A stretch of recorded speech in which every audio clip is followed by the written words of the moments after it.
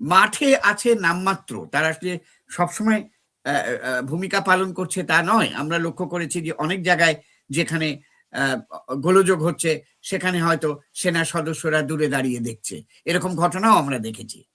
কাজেই তাদের ভূমিকাটা যদি বলিষ্ঠ হয়, তাদের ভূমিকাটা যদি স্পষ্ট হয় এবং দল মত নির্বিশেষে তারা যদি স্বদেশ চেতনা, দেশকে রক্ষার জন্যে, দেশের গণতন্ত্র রক্ষার জন্য যদি এগিয়ে আসে, তাহলেই কিন্তু ব্যাপারটা সঠিক হবে।